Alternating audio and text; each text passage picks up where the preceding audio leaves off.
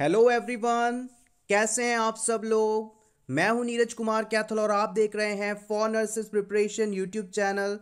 आज के इस वीडियो में हम बात करेंगे एम्स नॉरसेट ईएसआईसी और सीएचओ अपकमिंग एग्जाम्स के लिए कुछ important question and answers. Friends, इस वीडियो को आप कंप्लीट देखिएगा। बहुत ही इंपॉर्टेंट क्वेश्चन एंड आंसर्स इस वीडियो में हम डिस्कस करेंगे और वीडियो पूरा देखने के बाद आप हमारे टेलीग्राम चैनल को भी ज़रूर ज्वाइन करें। इस वीडियो की पीडीएफ आपको कल टेलीग्राम चैनल पर मिल जाएगी। So let's begin our today's video. Question number 1, which is the most reliable indicator of cardiac arrest. यदि आपको किसी पर्सन के अंदर कार्डियक अरेस्ट है या नहीं, इस सिचुएशन को पता लगाना है तो निम्न में से किस को आप भरोसेमंद इंडिकेटर के रूप में इस्तेमाल करेंगे।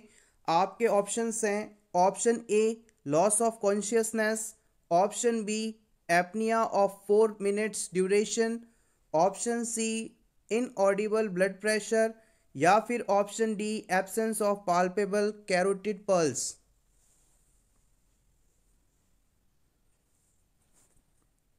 The right answer of this question is option D. यदि किसी पर्सन के अंदर कार्डियक अरेस्ट है या नहीं, इस सिचुएशन को पता करना है तो हम मोस्ट रिलायबल इंडिकेटर के रूप में absence of palpable carotid pulse को मानेंगे। Absence of palpable carotid pulse का मतलब है कैरोटिड पल्स को आपने पाल्पेट किया, फील करने की कोशिश की, लेकिन आप उसे फील नहीं कर पा रहे हैं, तो इस सिचुएशन में आप मानेंगे कि कार्डियक अरेस्ट हो चुका है, हार्ट ने काम करना बंद कर दिया है। आइए इसके एक्सप्लेनेशन को देख लेते हैं।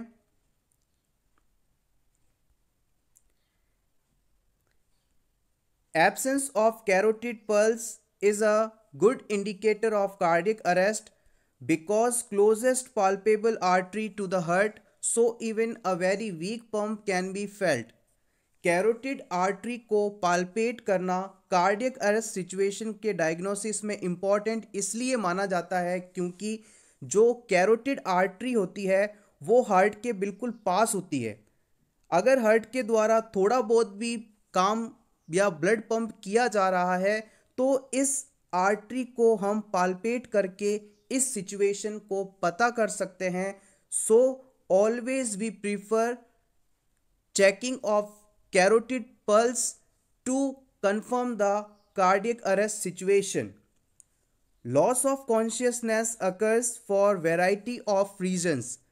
ऑप्शंस में बताया गया लॉस ऑफ कॉन्शियसनेस जो है ऑप्शन था, उसमें लॉस ऑफ कॉन्शियसनेस कई कारणों से हो सकता है।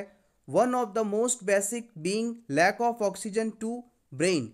यदि पर्सन के ब्रेन में ऑक्सीजन की सप्लाई कम हो रही है तो इसके कारण भी पर्सन में लॉस ऑफ कॉन्शियसनेस देखी जा सकती है। Lack of oxygen to brain does results from cardiac arrest but it also occurs from others factors including orthostatic hypotension, blockage और disruption of blood flow through the cerebral arteries. अब person के brain तक oxygen नहीं पहुंच रही है और इस वजह से पर्सन को लॉस ऑफ कॉन्शियसनेस हो रहा है और इसका कारण कार्डियक अरेस्ट तो है ही, साथ ही साथ कुछ और कारण भी हो सकते हैं जैसे कि ऑर्थोस्टैटिक हाइपोटेंशन। मान लीजिए कोई पर्सन लाइंग डाउन पोजीशन में है, लेटा हुआ है, वो अचानक से उठकर बैठता है या खड़ा होता है तो ऐसी सिचुएशन में उसका बीपी डाउन हो सकता है और इसकी वजह से भी पर्सन में कॉन्शियसनेस कम हो सकती है, लॉस ऑफ कॉन्शियसनेस हो सकता है। या फिर जो पर्सन की जो सेरिब्रल आर्टरीज हैं उनमें किसी प्रकार का ब्लॉकेज आ जाए या फिर वो डैमेज हो जाए, डिस्ट्रप्शन हो जाए, फट जाए, तो इस वजह से भी ब्रेन तक जो ब्लड सप्लाई है वो कम हो जाएगी, डिक्रीज हो जाएगी और पर्सन के अंदर लॉस ऑफ कॉन्शियसनेस देखने को मिल सकता है। Question number 2, the normal cholesterol level is. Option A 100 to 150 mg per dl, option B 150 to 200 mg per dl, option C 200 to 250 mg per dl या फिर option D 250 to 300 mg dl। Important question previous exams में पूछा जा चुका है। The right answer of this question is option B. हमारे शरीर का जो नॉर्मल कोलेस्ट्रॉल लेवल होता है वो इस ऑप्शन के अकॉर्डिंग हम 150 से 200 mg पर DL मानेंगे, और यदि नॉर्मल की बात की जाए तो normal cholesterol level is up to 200 mg पर DL, यानी किसी पर्सन के अंदर 200 mg पर DL यदि कोलेस्ट्रॉल लेवल है, यानी 200 mg पर DL से कम है, तो आप कहेंगे कि उसका कोलेस्ट्रॉल लेवल कम है। कोलेस्ट्रॉल का लेवल बढ़ना मतलब हार्ट प्रॉब्लम्स का बढ़ना, और कोलेस्ट्रॉल बेसिकली हमारी जो सेल मेम्ब्रेन होती है उसकी जो उसके निर्माण के लिए आवश्यक होते हैं, तो इसका शरीर में होना भी आवश्यक है। लेकिन यदि 200 mg पर DL से ऊपर जाता है तो आप कहेंगे ये बॉडी के लिए, हार्ट के लिए काफ़ी नुकसानदायक है। Question number 3, a childbirth educator tells a class of expected parents that is a standard routine to instill a medication into the eyes of a newborn infant as a preventive measures against ophthalmia neonatum. The educator should tell the class which medication is currently used for prophylaxis of ophthalmia neonatum. इस question को हम थोड़ा simplify कर देते हैं। मान लीजिए कि आप एक चाइल्ड बर्थ एजुकेटर हैं और आप पेरेंट्स के एक ग्रुप को टीचिंग कर रहे हैं कि न्यूबॉर्न बेबीज में जन्म के बाद उन्हें ऑप्थेल्मिया नियोनेट्रम नामक डिजीज से बचाने हेतु न्यूबॉर्न बेबीज के आईज में एक मेडिकेशन डाली जाती है। आपको इस क्वेश्चन के आंसर में ये बताना है कि आप निम्न में से कौन सी मेडिकेशन बच्चों को, न्यूबॉर्न बेबीज को ऑप्थेल्मिया नियोनेट्रम डिजीज से बचाने हेतु डालेंगे। रिसेंटली कौन सी दवा इस्तेमाल की जाती है इस पर्पस के लिए? Option A penicillin ophthalmic eye ointment, option B neomycin ophthalmic eye ointment, या फिर option C vitamin K injection AquaMephyton, या फिर option D erythromycin ophthalmic eye ointment. काफ़ी इंपॉर्टेंट क्वेश्चन है। न्यूबॉर्न बेबीज की जो लोग केयर करते हैं हॉस्पिटल्स के अंदर, उनके लिए इस क्वेश्चन का आंसर जानना बहुत ज़रूरी है, और जो लोग हॉस्पिटल सेटिंग्स में काम करते हैं डेफिनेटली उनको इसका आंसर पता होगा। The right answer of this question is option D. Newborn babies को हम ऑप्थेल्मिया नियोनेट्रम डिजीज से बचाने के लिए जन्म के तुरंत बाद इरिथ्रोमाइसिन ऑप्थेल्मिक आई ऑइंटमेंट डालते हैं। आइए इसके एक्सप्लेनेशन को जानें। Ophthalmic erythromycin 0.5% ointment is broad spectrum antibiotic and is used prophylactically to prevent ophthalmic neonatum, an eye infection acquired from the newborn infant passes through birth canal. अब erythromycin 0.5% ointment एक broad spectrum antibiotic है जो कि हम प्रोफाइलैक्टिकली use करते हैं ophthalmia नियोनेट्रम से बचाव हेतु। ऑप्थेल्मिया नियोनेट्रम न्यूबॉर्न बेबीज में होने का मुख्य कारण क्या है?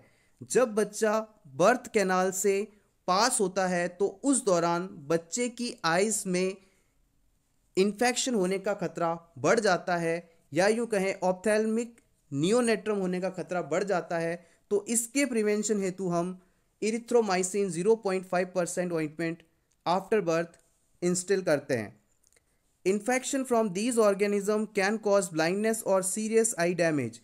इस इन्फेक्शन के कारण, ऑप्थेल्मिया नियोनेट्रम इन्फेक्शन के कारण बच्चे में ब्लाइंडनेस या सीरियस आई डैमेज हो सकता है, इसलिए हम मोस्टली इसका इस्तेमाल करते ही करते हैं। Erythromycin is effective against Neisseria, gonorrhoeae and Chlamydia trachomatis. अब ये जो इरिथ्रोमाइसिन ड्रग है, ऑइंटमेंट हम जो बच्चे की आइज में इंस्टिल करते हैं, वो निजेरिया, गोनेरी और क्लेमाइडिया ट्रैकोमैटिस नामक 2 इन्फेक्शन से बच्चे को बचाता है। याद रखिएगा, इस क्वेश्चन को इस प्रकार भी पूछा जा सकता है कि न्यूबॉर्न बेबीज के अंदर ऑप्थेल्मिया नियोनेट्रम होने का के कारण निम्न में से कौन से हैं? तो वहाँ पर निजेरिया, गोनेरिया, क्लेमाइडिया, ट्रैकोमैटिस, इन दोनों में से कोई भी ऑप्शन मौजूद हो तो आप इसे सेलेक्ट कर सकते हैं। आगे बढ़ते हैं। Vitamin K is administered to newborn infant to prevent abnormal bleeding and it promotes liver formation for the clotting factor 2, 7, 9 and 10। अब न्यूबॉर्न बेबीज के अंदर हम विटामिन के इंजेक्शन भी लगाते हैं। अब आपसे पूछ लिया जाए कि भाई न्यूबॉर्न बेबीज को विटामिन के इंजेक्शन क्यों लगाते हैं, तो न्यूबॉर्न बेबीज की जो इंटेस्टाइन्स होती हैं वो स्टेराइल होती हैं, वहाँ पर बैक्टीरिया की मौजूदगी नहीं होती और बैक्टीरिया की मौजूदगी न होने के कारण उनकी बॉडी के अंदर विटामिन के का सिंथेसिस नहीं हो पाता और बच्चों के अंदर विटामिन के ना होने के कारण ब्लीडिंग की संभावना काफ़ी ज़्यादा होती है। तो बच्चों को ब्लीडिंग से बचाने के लिए हम बाहर से जन्म के बाद विटामिन के एडमिनिस्टर करते हैं। विटामिन के का मुख्य काम होता है कि ये 4 clotting factor, clotting factor number 2, clotting factor number 7 और क्लॉटिंग फैक्टर नंबर 9 और क्लॉटिंग फैक्टर नंबर 10 इनका निर्माण करता है और इनके द्वारा बच्चे में ब्लीडिंग की संभावना कम हो जाती है। नेक्स्ट है options 1 and 2 are incorrect and are not medications routinely used in newborn. Administer prophylactic eye medication to newborn within 1 hour after birth। अब आपसे एक क्वेश्चन और पूछा जा सकता है कि जैसे ऑप्थेल्मिया नियोनेट्रम डिजीज कंडीशन से बच्चों को बचाने के लिए जो ऑइंटमेंट हम डालते हैं, इंस्टिल करते हैं, वो कब करना बेस्ट रहता है? तो आपको बताना है जन्म के 1 घंटे बाद बच्चों की आंख में इरिथ्रोमाइसिन आई ऑइंटमेंट डालना सबसे बेहतर माना जाता है। Question number 4, life span of fetal RBC. Fetal RBC का लाइफ स्पैन कितने दिनों का होता है? ऑप्शन ए 80 दिन, ऑप्शन बी 5 से 7 दिन, ऑप्शन सी 120 डेज या फिर option D 100 days. Be careful while answering. The right answer of this question is option A। Fetal RBC का लाइफ स्पैन 80 डेज का माना जाता है, 80 दिनों का माना जाता है। इसके बारे में थोड़ा सा एक लाइन देख लेते हैं। Fetal RBC has shorter life span 80 days as compared to adult 120 days. जो फीटल के अंदर आरबीसी का लाइफ स्पैन होता है वो अडल्ट के मुकाबले कम होता है। अडल्ट्स के अंदर ये 120 दिनों का होता है जबकि फीटस के अंदर फीटल में 80 दिनों का होता है। तो क्वेश्चन में यदि आपसे इस प्रकार पूछा जाता कि आरबीसी का जीवन काल कितने दिनों का होता है, life span of RBC number of days, जब आपको आंसर बताना है 120 डेज का और यहाँ पर जैसे पूछा गया है फीटल आरबीसी का तो आपको बताना है 80 दिनों का। Question number 5, a nurse is carrying for a client who has paraplegia as a result of spinal cord injury. Which rehabilitation plan will be most effective for this client? आप as a nurse एक person की care कर रहे हैं जिसमें spinal cord injury हुई थी और स्पाइनल कॉर्ड इंजरी के कारण उसे पैराप्लेजिया है। पैराप्लेजिया का मतलब होता है लोअर लिम्स का पैरालाइसिस। अब आपको नीचे बताए गए 4 ऑप्शंस में मोस्ट इफेक्टिव रिहैबिलिटेशन प्लान को सेलेक्ट करना है। आपके ऑप्शंस हैं option A arrangement will be made by the client and the clients family. इस क्लाइंट के लिए जो भी अरेंजमेंट्स होंगे वो क्लाइंट या क्लाइंट की फैमिलीज के द्वारा अरेंज किए जाएंगे। या फिर option be the plan is formulated and implemented early in the clients care. हमें जल्दी से जल्दी क्लाइंट की केयर के प्लान को तैयार करना चाहिए और उसे इम्प्लीमेंट करना चाहिए। Option see the rehabilitation is minimal and short term because the client will return formal activities. या फिर हमें जो रिहैबिलिटेशन का प्लान हम या रिहैबिलिटेशन प्लान तैयार करेंगे उसे शॉर्ट टर्म के लिए बनाना चाहिए क्योंकि जल्द ही क्लाइंट जो है नॉर्मल एक्टिविटीज़ परफॉर्म करने लगेगा। या फिर option D arrangements will be made for long term care because the client is no longer capable of self care. या फिर जो भी अरेंजमेंट्स आप करें उन्हें लॉन्ग टर्म ड्यूरेशन के लिए करें क्योंकि अब क्लाइंट कभी भी सेल्फ केयर करने योग्य नहीं होगा। आपको इनमें से बताना है। इस तरह के लॉन्ग क्वेश्चंस, क्रिटिकल थिंकिंग वाले क्वेश्चंस या फिर आप यूँ कहें एनक्लेक्स टाइप क्वेश्चन आपको नॉरसेट एग्जाम के अंदर देखने को मिल सकते हैं। ऐसा एक ना एक या दो क्वेश्चन आपको हर पेपर में मिलता है। The right answer of this question is option B. The plan is formulated and implemented early in the client's care. इस पेशेंट के लिए जो भी प्लान हम प्रिपेयर करें, तैयार करें, उसे जल्दी बनाएं और जल्दी अर्ली इम्प्लीमेंटेशन होना चाहिए। आइए इसके एक्सप्लेनेशन को समझ लेते हैं। To promote optimism and facilitate smooth functioning, rehabilitation planning should be begin on admission to the hospital. किसी भी क्लाइंट के अंदर ऑप्टिमिज्म को प्रमोट करने हेतु, उसके जीवन जीने की इच्छा को प्रमोट करने हेतु, स्मूथ फंक्शनिंग को अच्छा करने हेतु, प्रमोट करने हेतु जैसे ही क्लाइंट का हॉस्पिटल में एडमिशन होता है, उसका रिहैबिलिटेशन प्लानिंग शुरू हो जानी चाहिए। इसी वजह से ऑप्शन बी को हमने करेक्ट माना है कि उसका रिहैबिलिटेशन प्रोग्राम जल्दी से जल्दी बनाया जाए और उसका इम्प्लीमेंटेशन भी जल्दी हो। Option A, the client and family often unaware of options available to the health care system, the nurse should be available to provide necessary information and support. Client और क्लाइंट की फैमिली के द्वारा सारे arrangements किए जाएंगे। इस चीज़ को हमने सही इसलिए नहीं माना है कि क्योंकि लोगों को health care facility, health care system में क्या क्या चीज़ें, सुविधाएं उपलब्ध हैं, इसकी पूरी जानकारी उन्हें नहीं होती। इसकी जानकारी वहाँ मौजूद नर्स के द्वारा उनको दी जाती है। Option C, rehabilitation help a client to adjust to a new life style that must compensate for the paralysis.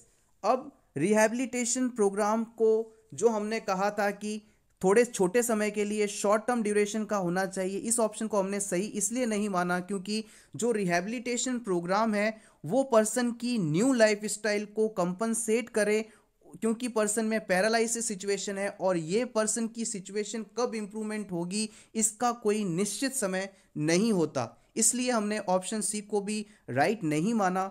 Option D के अंदर हमें बताया गया था कि जो भी हम रिहैबिलिटेशन प्रोग्राम को बनाएंगे उसे लॉन्ग टर्म के लिए बनाया जाए, क्योंकि क्लाइंट कभी भी अब सेल्फ केयर परफॉर्म नहीं कर पाएगा। तो ऐसा भी कुछ निश्चित नहीं है। The goal of rehabilitation is to foster independence where the client may live after discharge. Rehabilitation program का मुख्य उद्देश्य उसकी इंडिपेंडेंस को, क्लाइंट की इंडिपेंडेंस को फोस्टर करने का होता है जब कभी भी क्लाइंट हॉस्पिटल से डिस्चार्ज हो।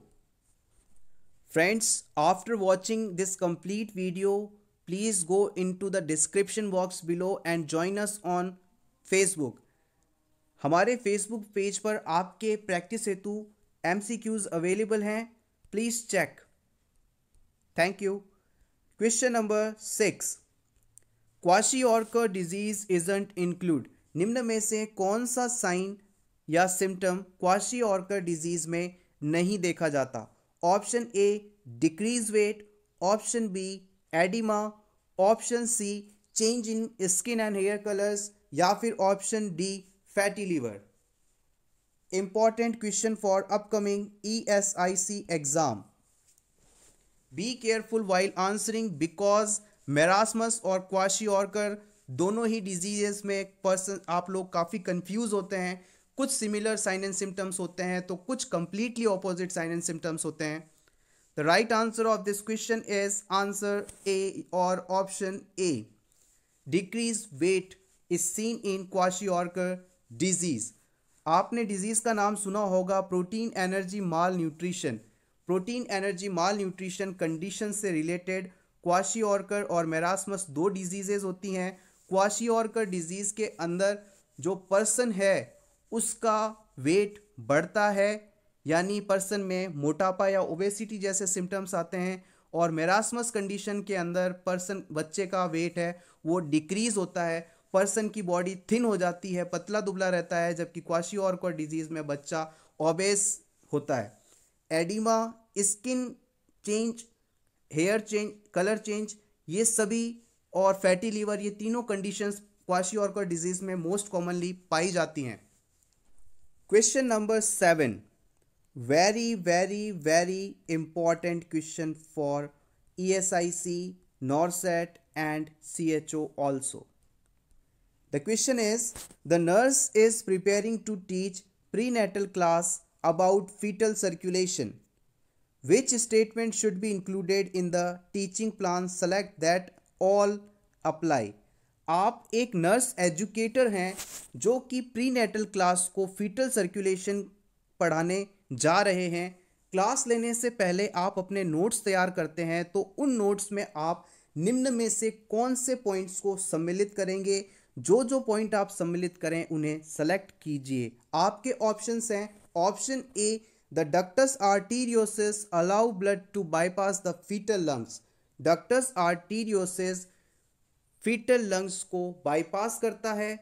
या फिर option B, one vein carries oxygenated blood from the placenta to fetus. एक वेन के द्वारा ऑक्सीजनेटेड ब्लड को प्लेसेंटा से फीटस की तरफ ले जाया जाता है। या फिर option C, normal fetal heart beat ranges between 160 to 180 beats per minute in pregnancy. Pregnancy के दौरान फीटल हार्ट रेट 160 से 180 के बीच होती है। या फिर option D, two arteries carry deoxygenated blood and waste products away from the fetus to placenta. गर्भ में बच्चे में दो आर्टरीज के द्वारा डीऑक्सीजनेटेड ब्लड को और वेस्ट प्रोडक्ट्स को फीटस से प्लेसेंटा में ले जाया जाता है। या फिर option E, two veins carry blood that is high in carbon dioxide and other waste products away from fetus to placenta। दो वेन्स फीटस में ऐसे ब्लड को फीटस से प्लेसेंटा में ले जाती हैं जो कि कार्बन डाइऑक्साइड और अदर वेस्ट की हाई कॉन्सेंट्रेशन में हो। इम्पॉर्टेंट है, काफ़ी सोच समझ के बताइएगा। इस क्वेश्चन में आपको एक से अधिक ऑप्शंस का चुनाव करना है।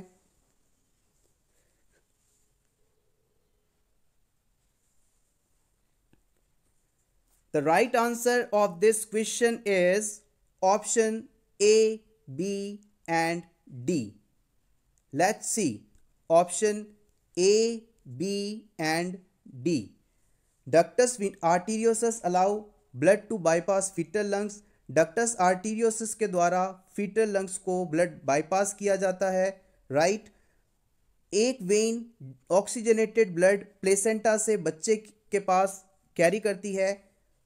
आपको ये पता होना चाहिए कि फीटल सर्कुलेशन में आर्टरी इम्प्योर ब्लड कैरी करेगी और वेन प्योर ब्लड कैरी करती है, यानी ऑक्सीजनेटेड ब्लड कैरी करती है।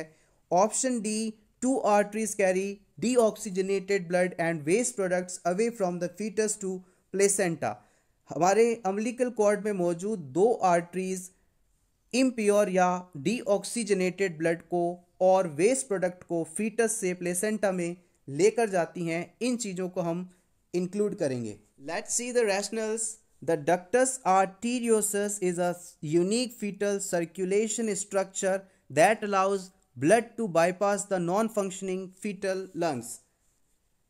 बच्चों में डक्टस आर्टीरियोसस पाया जाता है जो कि एक यूनिक स्ट्रक्चर होती है जो कि बच्चे में मौजूद नॉन फंक्शनिंग फीटल लंग्स को ब्लड बाईपास करवाते हैं। Oxygenated blood is transported to the fetus by umbilical vein. हमारी जो अम्बिलिकल कॉर्ड होती है उसके अंदर दो आर्टरीज और एक वेन पाई जाती है। दो आर्टरीज का फंक्शन होता है ऑक्सीजनेटेड ब्लड को कैरी करना और एक वेन दोनों आर्टरीज का काम होता है डीऑक्सीजनेटेड ब्लड को कैरी करना और वेन का काम होता है ऑक्सीजनेटेड ब्लड को कैरी करना।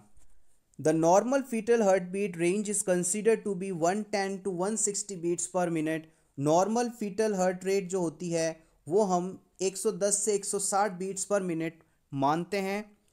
To arteries carry deoxygenated blood and waste products from the fetus and one umbilical vein carries oxygenated blood and provides oxygen and nutrients to the fetus.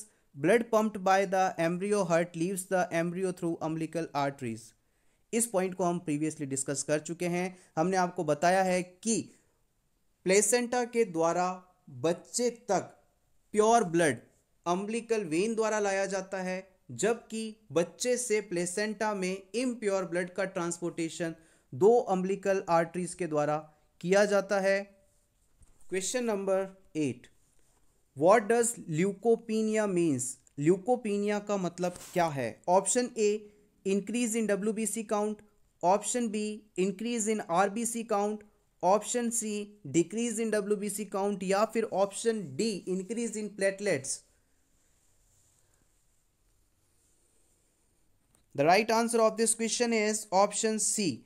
यदि किसी पर्सन के अंदर डब्ल्यूबीसी यानी white blood corpuscles या white blood sales, जिसे हम leukocytes के नाम से भी जानते हैं, यदि इनकी संख्या, इनका काउंट डिक्रीज हो जाए तो इस कंडीशन को हम ल्यूकोपीनिया या ल्यूकोसाइटोपीनिया के नाम से जानते हैं।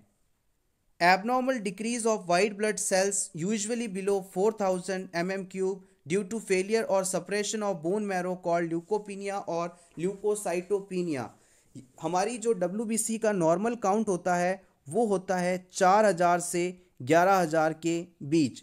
यदि किसी पर्सन के अंदर डब्ल्यूबीसी 4000 से कम हो जाए, डिक्रीज हो जाए, तो ऐसी कंडीशन को आप ल्यूकोपीनिया या ल्यूकोसाइटोपीनिया के नाम से जानेंगे। Question number 9, a low sodium diet has been ordered for an adult client.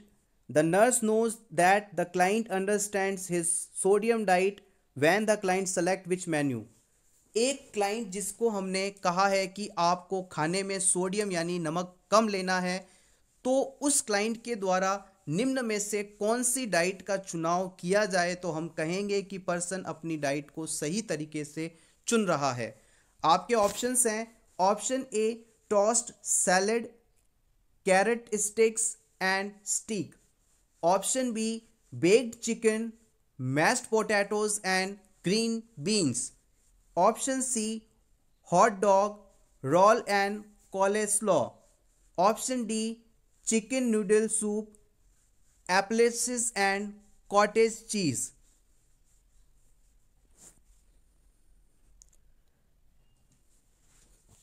The right answer of this question is option B।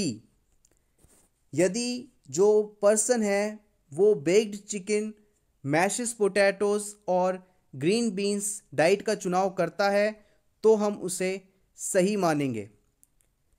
आइए इसका एक्सप्लेनेशन देख लेते हैं। Chicken is low in sodium as are mashed potato and green beans. Green beans हों, chicken हो या फिर meshed potatoes हो, ये तीनों डिक्रीज इन सोडियम होते हैं। इसके अलावा ऑप्शंस में जो भी बताई गई चीज़ें हैं जैसे carrot sticks, steak, hot dog, soup, cottage cheese, ये सभी हाई सोडियम कंटेंट रखने वाली चीज़ें होती हैं। इनमें सोडियम ज़्यादा मात्रा में पाया जाता है। Question number 10, what should be included in foot care for a client who has peripheral vascular disorder. यदि किसी पर्सन में पेरिफेरल वैस्कुलर डिसऑर्डर है तो उसे अपने फुट केयर में निम्न में से कौन से पॉइंट को सम्मिलित करना चाहिए? Option A, soaking of feets 20 minutes before washing them. Person को अपने पाँव धोने से पहले पाँव को 20 मिनट तक पानी में डुबो के रखना चाहिए। Option B, walking barefoot only on carpet floors. Person को कारपेट फ्लोर्स के ऊपर नंगे पांव चलना चाहिए। या फिर option C, applying lotion between the toes to avoid cracking of skin. Person को अपने अंगूठों या उंगलियों के बीच में लोशन को अप्लाई करना चाहिए जिससे उनके फटने की संभावना कम हो जाए। या फिर option D, avoiding exposure of legs and feets to sun. Person को अपने पाँव को सूरज की रोशनी में नहीं रखना चाहिए या फिर उसे सन एक्सपोजर नहीं देना चाहिए। Right answer of this question is option D, avoid exposure of the legs and feet to sun. Person को सूरज की रोशनी में अपने पाँव नहीं रखने चाहिए। पर्सन को सन एक्सपोजर से बचाना चाहिए। Let's see the explanation. जिन पर्सन्स के अंदर पेरिफेरल वैस्कुलर डिजीज कंडीशन मौजूद है उन्हें सनबर्न या सन एक्सपोजर से बचना चाहिए, because sunburn would damage the already fragile skin, increasing the risk of ulceration and infection. PVD से ग्रसित पेशेंट्स के अंदर उनकी स्किन फ्रेजाइल होती है और यदि उन्हें सन एक्सपोजर मिले तो उनकी स्किन का डैमेज होने की चांसेस बढ़ जाता है, जिससे उन्हें अल्सरेशन और इन्फेक्शन होने की भी पूरी संभावना रहती है। Feet should be soaked, soaking leads to maceration predisposing to skin breakdown और इन्फेक्शन। यदि पर्सन नहाने से पहले अपने पाँवों को गर्म पानी या पानी में कई देर भिगो के रखेगा तो उसकी स्किन जो है उसमें मैसरेशन हो जाएगा और इसकी वजह से स्किन का ब्रेकडाउन हो सकता है और ब्रेकडाउन हुई स्किन में इन्फेक्शन की संभावना काफ़ी ज़्यादा बढ़ जाती है। नेक्स्ट एक्सप्लेनेशन पॉइंट को देखते हैं। The client with peripheral vascular disorder should never walk barefoot. Small sharp object such as pin may not be visible in carpet and could be stepped on. Person जिन्हें peripheral vascular disorders हैं उन्हें कभी भी नंगे पांव barefoot नहीं घूमना चाहिए, क्योंकि कई बार छोटी पिन या कोई भी शार्प ऑब्जेक्ट जो हमें दिखाई नहीं देता और पर्सन की स्किन को पंचर कर सकता है, उसके पैर में चुभ सकता है, इससे उससे प्रॉब्लम हो सकती है। Lotion may be applied to the dry areas of the leg and feet but must be avoided between the toes where the excessive moisture causes maceration. Ingredients of lotion provide a nutrient source of bacteria and fungi, increasing the risk of infection in cracks in the skin occur. इस point को एक बार फिर से देखिए। Person को जो उसके body के ड्राई एरियाज हैं, ड्राई पार्ट्स हैं, वहाँ पर तो लोशन अप्लाई करना चाहिए, लेकिन उसे टोज या फिंगर्स के बीच में कभी भी लोशन अप्लाई नहीं करना चाहिए, बिकॉज ऐसा करने से पर्सन की उंगलियों के बीच वाले स्पेस के अंदर मॉइस्चर डेवलप होगा। मॉइस्चर की वजह से वहाँ की स्किन ससेप्टेबल हो जाएगी इन्फेक्शन के लिए। वहाँ पर लोशन अप्लाई करने की वजह से इन्फेक्शन कॉजिंग फंगस को न्यूट्रिएंट मिलेगा और पर्सन को इन्फेक्शन हो जाएगा। तो पर्सन को कभी भी टोज के बीच या फिंगर्स के बीच में लोशन अप्लाई नहीं करना चाहिए। Friends, please join us on our Telegram channel also. आप टेलीग्राम चैनल को डिस्क्रिप्शन में मौजूद लिंक पर जाकर भी ज्वाइन कर सकते हैं। अदरवाइज टेलीग्राम पर जाकर फॉर नर्सेस प्रिपरेशन टाइप करें, सर्च करें और हमें ज्वाइन करें। वहाँ पर भी आपकी प्रैक्टिस के लिए काफ़ी सारे MCQs और इस वीडियो की PDF भी आपको वहीं से मिलेगी। So join us.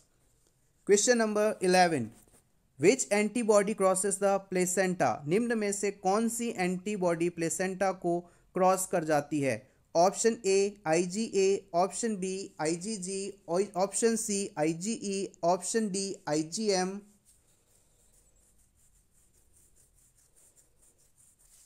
The right answer of this question is option B, IgG। Immunoglobulin G placenta को क्रॉस कर सकती है। ये मोस्ट अबंडेंट इम्यूनोग्लोबुलिन एंटीबॉडी मानी जाती है, बिकॉज सारी इम्यूनोग्लोबुलिन्स का 80% यही एंटीबॉडी या इम्यूनोग्लोबुलिन होती है। IgM जो है इसे मिलेनियर मॉलिक्यूल के नाम से जाना जाता है और ये एक पेंटामेरिक स्ट्रक्चर होती है। Important question, an adult male is being evaluated for possible dysrhythmia and is to be placed on Holter monitoring. What instruction should the nurse give him to ensure that this test provides a comprehensive picture of his cardiac status? एक adult mail जिसमें डिसएरिथमिया condition develop हो रही है, अब उसकी इस situation के diagnosis हेतु उसमें हॉल्टर मॉनिटर कनेक्ट किया जाता है। हॉल्टर मॉनिटर लगाने के बाद एज अ नर्स आप उस पर्सन को निम्न में से कौन सा इंस्ट्रक्शंस देंगे जिसे फॉलो करे क्लाइंट और उसके कार्डियक स्टेटस को अपन इफेक्टिवली इवेल्युएट कर पाएं। आपके ऑप्शंस हैं। Option A, remove the electrodes intermittently for hygiene measures. Person को ये कहना है कि हाइजीन मेंटेन करने हेतु आप जब चाहें इलेक्ट्रोड्स को निकाल सकते हैं या निकाल दीजिएगा। Option B, exercise frequently while the monitor is in place. आपके जब होल्टर मॉनिटर लगाया गया है उस समय आपको फ्रीक्वेंटली एक्सरसाइज करते रहना है। या फिर option C, keep a diary of all your activities being monitored. आपको अपने साथ एक डायरी रखनी है, उसमें सभी एक्टिविटीज़ को जो आपको लगता है नोट करना है। या फिर option D, refrain from activities that precipitate symptoms. Person को उन एक्टिविटीज़ से बचना है जिसके द्वारा पर्सन में सिम्टम्स आ रहे हैं।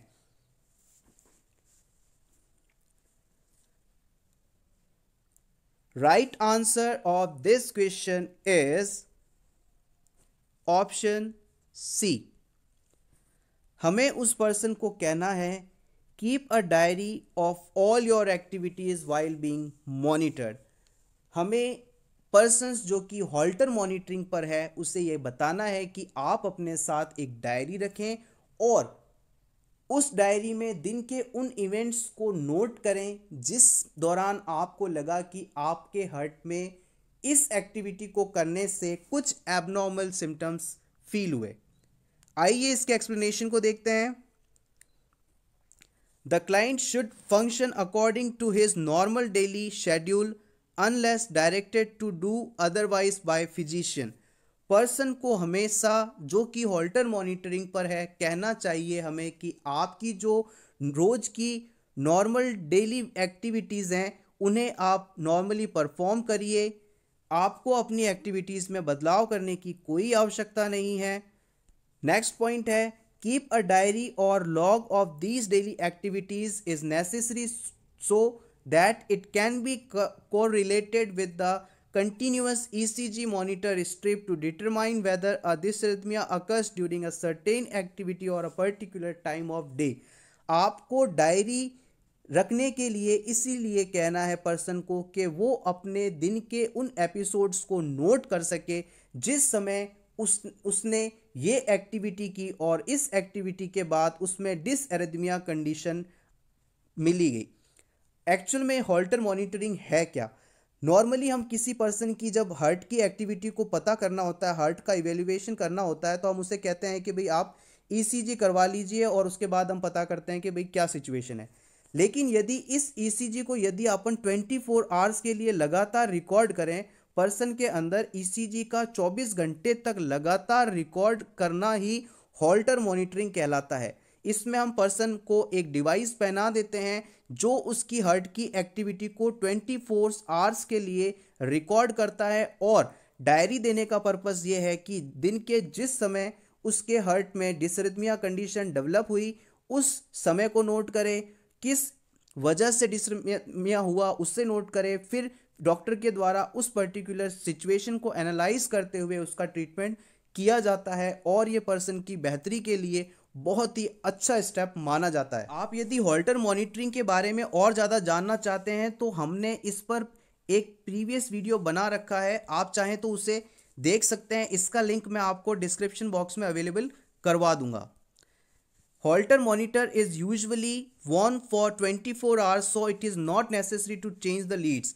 हॉल्टर मॉनिटरिंग सिर्फ 24 घंटे के हार्ट की एक्टिविटी को मॉनिटर करने के लिए पहना जाता है, तो इस दौरान लीड चेंज करने या हाइजीन को मेंटेन करने की कोई विशेष आवश्यकता नहीं पड़ती। Activities that precipitate symptoms may be correlated with a dysrhythmia that can be treated, preventing further symptoms from occurring. Therefore, it would be helpful client to symptomatic while attaching the Holter monitoring.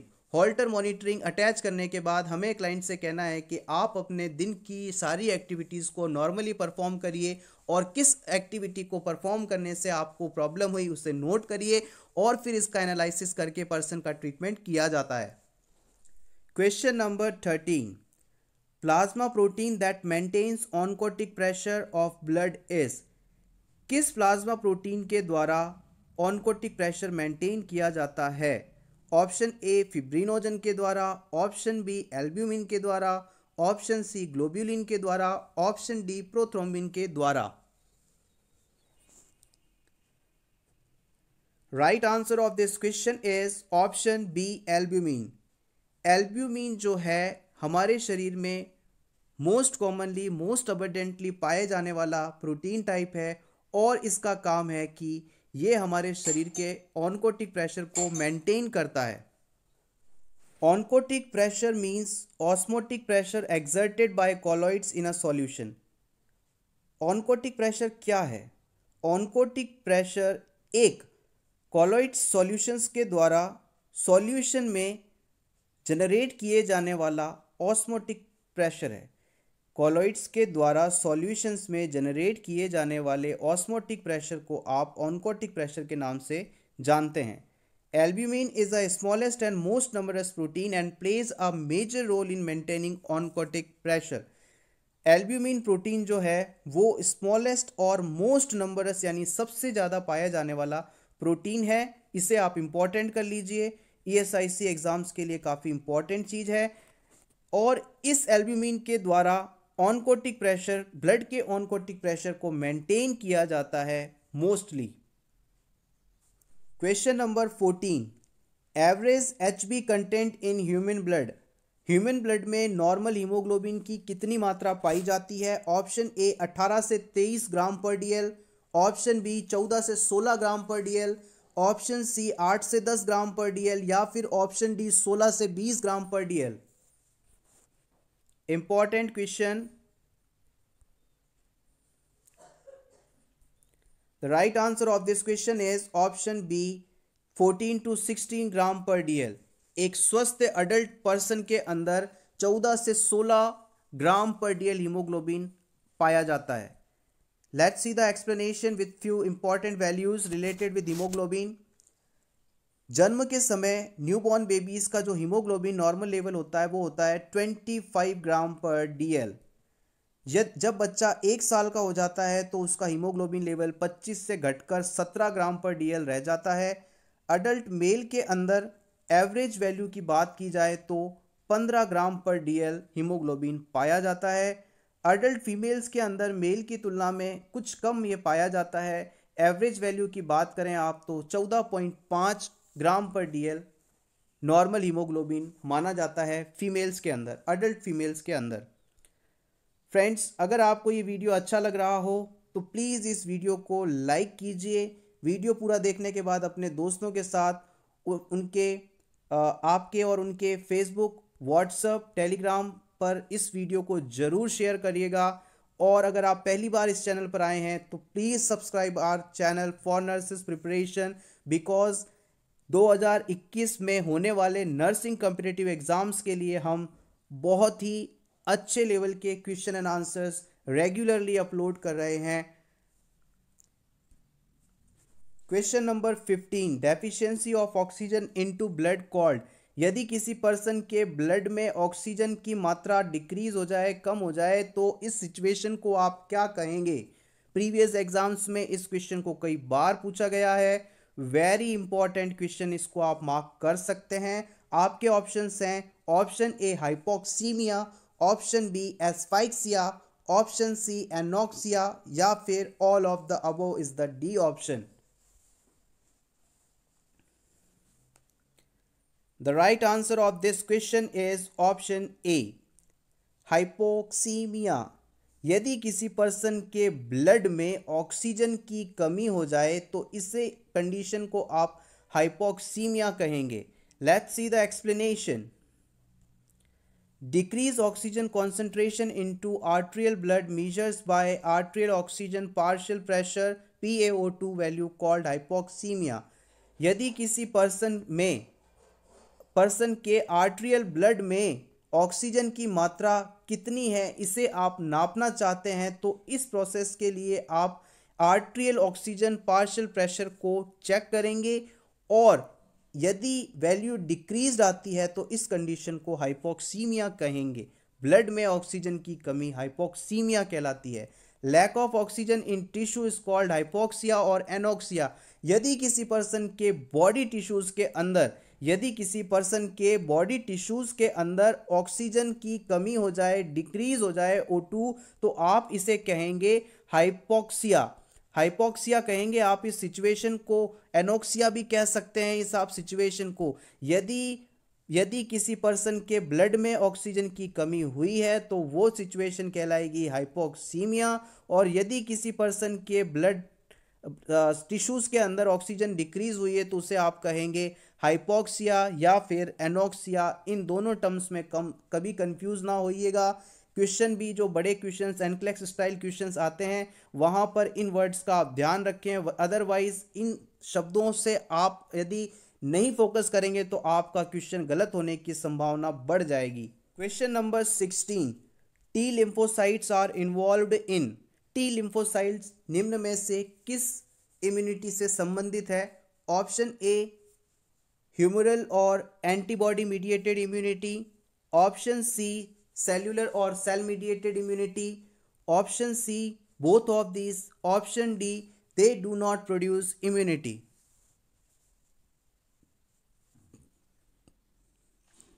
The right answer of this question is option B.